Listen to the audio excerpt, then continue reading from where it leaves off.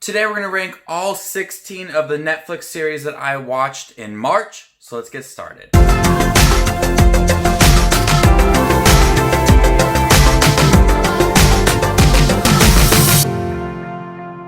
Hey everybody, my name is Justin. I love to watch movies. If you guys love to watch movies too, you guys are in the right spot.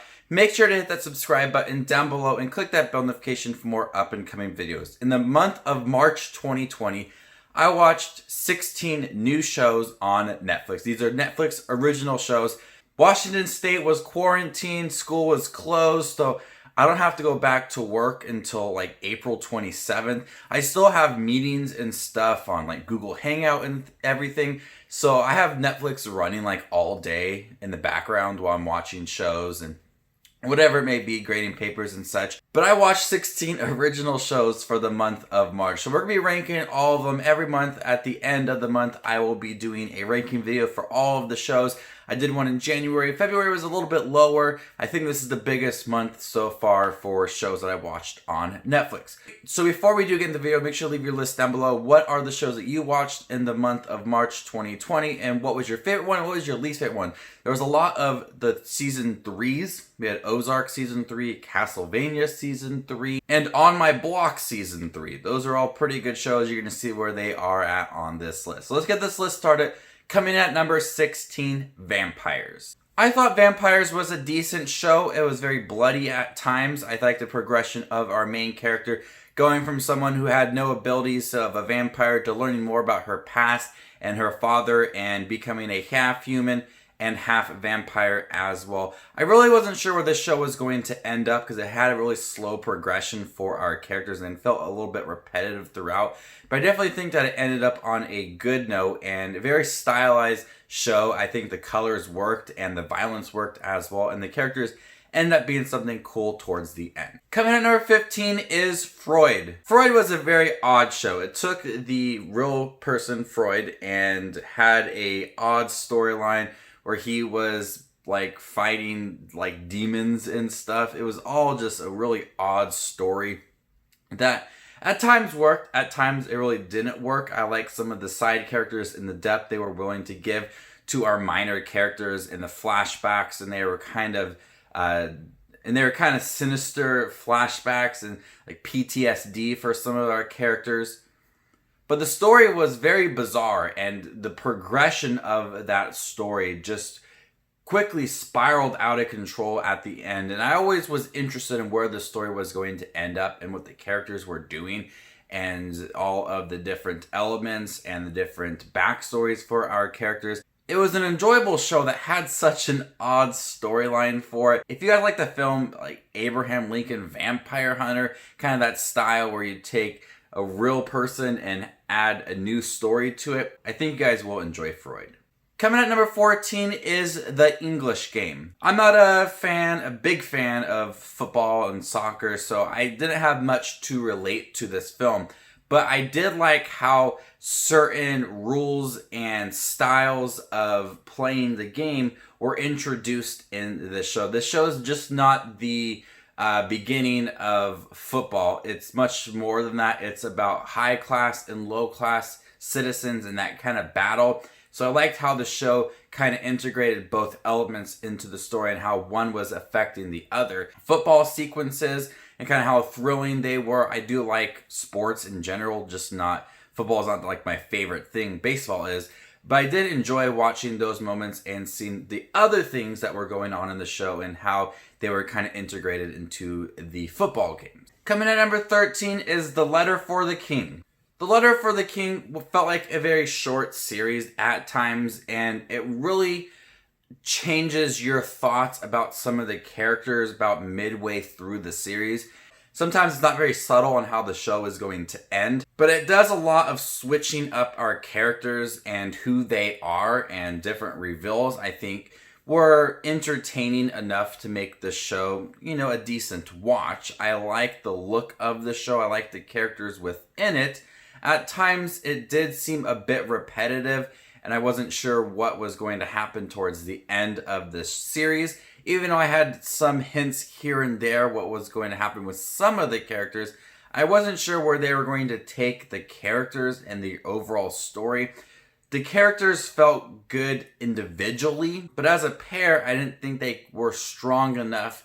And their story together, this boy who's supposed to deliver this letter and this girl who is helping him, they really didn't have the best chemistry. They were much stronger as individual characters. Coming at number 12 is Shaun the Sheep, Adventures from Mossy Bottom. This is such an adorable series. It's just a really lighthearted, fun series. Shaun the Sheep. We had the movie back in February, Farmageddon. It was a blast. It was such an enjoyable movie, and I was really looking forward to seeing this show. The claymation is beautiful. A lot of effort goes into making it just a really fun series for kids and adults to enjoy. There's a lot of a variety of styles and stories for Shaun the Sheep. You may have one where he's like making pizza or being a superhero. Just a wide variety of different things for Shaun the Sheep to do, and it all is a blast. It's just really lighthearted, innocent kind of style of humor, and it's really fun. If you guys like just simple humor, definitely check out Shaun the Sheep, Adventures from Mossy Bottom. Coming at number 11 is SelfMade. This tells the story of the first female self-made millionaire played by Octavia Spencer. She plays Madam C.J. Walker. This is a 4-episode limited series, and I really do appreciate you guys in the comment section telling me the story of Madam C.J. Walker on that review, kind of letting me know about certain things. Because one of my issues with the series, and I felt like you guys had the similar issue, is that it felt really quick and certain things just were not developed. You had the first couple episodes that were focused on one thing and truly had a good progression for the character, and then episodes 3 and 4 felt really, really quick and didn't really develop certain storylines as much as I wanted to, and you guys let me know about that in the comment section, so I really did appreciate that. But other than that, I think it's a really well acted show. It looks great. Octavia Spencer is just good in anything she does. So she's really good in the show. I like the story and how inspiring it is, but the progression for it, half times was really good, other half was really bad. Coming at number 10 is Archibald's Next Big Thing, Season 2. Archibald's Next Big Thing. I'm so happy I ended up watching this because it is such a fun DreamWorks series voiced by Tony Hale. He voices this chicken who's very similar to his character in Toy Story 4, Forky. He also created the show, and it's based off of a book that he wrote. So it's like his personal project. It's a character that is clueless, forgets a lot of things, just likes to go on fun adventures, and that's essentially what the show is. Each episode is split into 2 different segments, so you get a lot of different adventures from Archibald. They're just fun adventures that he's going on around his small little town. Coming at number 9 is Beastars. Beastars was an anime show on Netflix. Came out in March, and I really did like it. It felt like an adult version of Zootopia. These characters, these different animals are experiencing some of the predators turning on the prey, much like we saw in Zootopia. And it creates conflict amongst the friends, and this wolf has feelings for this rabbit, but people are kind of on the edge about everything that is going on. I really like the story within here, and the animation is beautiful, and the characters felt really down to earth and really realistic, and allowed for certain storylines to develop throughout the series in a nice progression. Coming in at number 8 is Bloodride. Bloodride is a anthology horror series, a Norwegian horror series. Everything is different from the other, so you can watch 5 and then 2 and then 6 and then 1, whatever order you want to watch it in. Each one is different, each one is short, but each one is entertaining. I feel like the first couple episodes were the stronger ones, had a good mystery for it, and then it kind of died off towards the end where they came a bit predictable and not that entertaining. But overall, the show is really clever. It reminds me a lot of the Twilight Zone. You kind of have to, it builds up that mystery throughout. It's a bloody good time.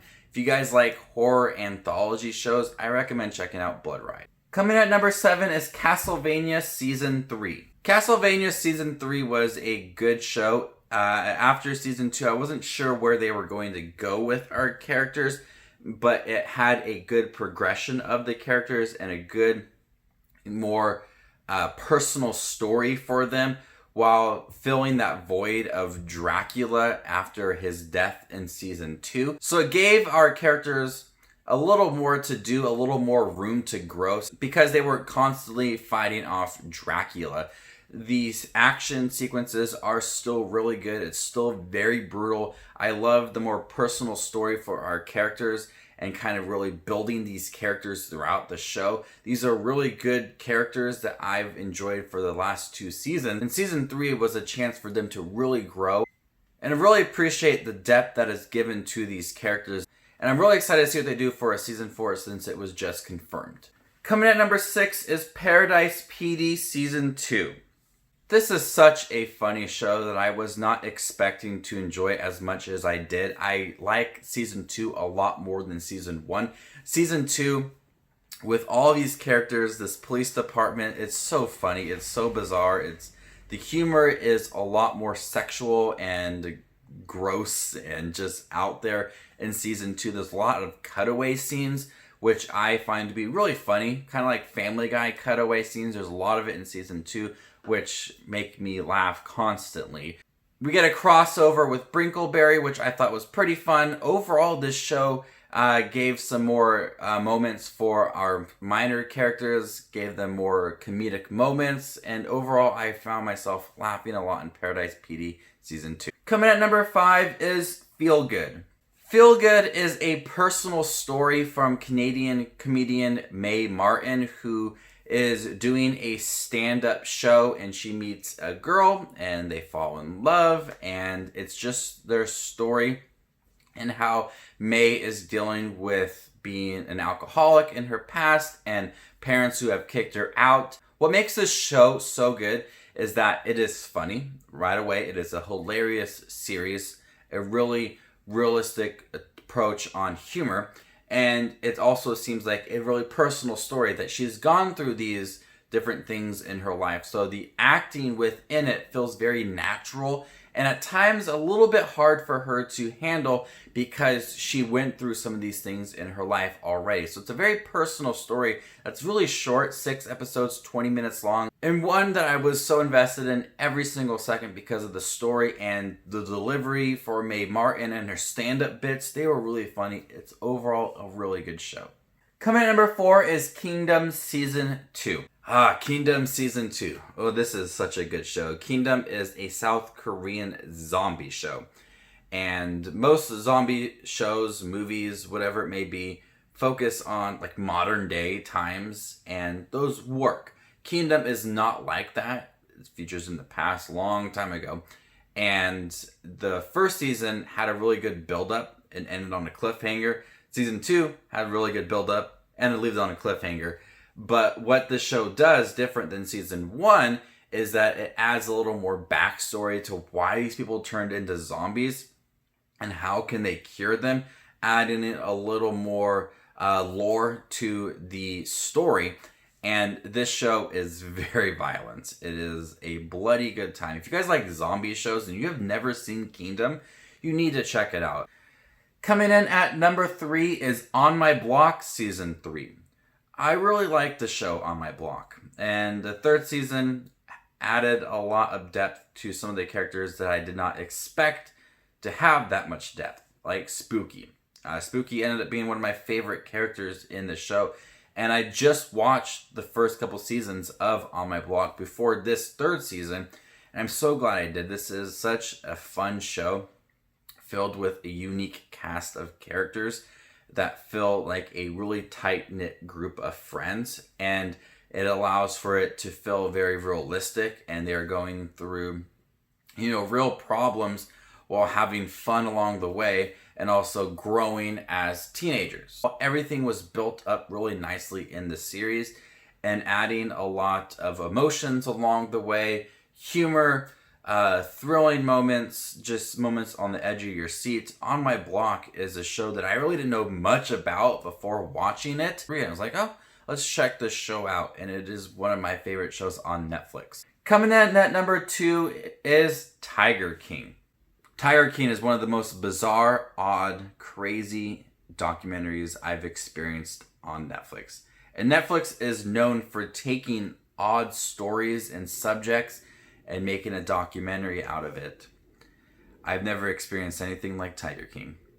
And the show has so many bizarre things within it, and even a person who has their arm bitten off by a tiger, that's not even the weirdest thing on this show. Joe Exotic has become a meme and really popular in the last couple days. This show is booming on Netflix. I hear about it everywhere. The radio, the internet, Twitter, Facebook, everywhere I look, Tiger King is there to greet you. Just everybody talking about it alone made me want to see it, because I didn't watch it the first couple days that it aired on Netflix. I waited a little bit because I don't know if I want to watch it. And everybody talking about it. And the show offers so much about Joe Exotic and his husbands and Carol. And did she kill her husband? I don't know. This show, it's so entertaining, and you want to know everything about these characters' lives, and you're just wanting more and more about them. And the show does a good job of handling different parts of Joe's life in each episode. When he wanted to become the president, when he got married, when he had a music career, when he tried to hire someone to kill Carol. There's so many odd things within here, and it being a short series, they crammed a lot in here, but every single second of this show is entertaining, and it is gold. But coming in at number 1 is Ozark Season 3. Ozark Season 3 is probably the best one out of all 3 seasons of Ozark. Wendy felt like a really strong character in this show, almost like the main character of the series. Ruth is someone who's like a tough as nail kind of character. She has emotional moments, and the show is just gripping. There's so many moments where your jaw just drops, and there's like this huge reveal. Not only like the last couple episodes, but even like in the first few episodes, there's this like big reveal, very shocking moment that you just didn't expect. And that's what Ozark Season 3 does, is that it offers these big shocking moments constantly throughout the series. And the last couple of minutes of Season 3 sets up Season 4 so perfectly. I loved Ozark Season 3. It's a long series. Each episode's like an hour long. It's ridiculous how long this show is, but stick around for this show to the end. It is a gripping, intense, it makes me so anxious watching this show. Ozark is one of the best shows Netflix has done, hands down. It is shot beautifully. I'm so glad Jason Bateman decided to take on this role, because I most know him for like that same guy who's in all the comedies. But it was so nice to see him in something a bit different. Ozark Season 3, gripping as can be. Probably the best one of them all. So there you guys have it. All 16 shows I watched in the month of March. We'll see what April brings. Let me know what shows I should watch in the month of April, and what shows do you guys plan on watching as well. Stick around for more Netflix content. My name is Just Watch Movies, and you guys stay classy, YouTube.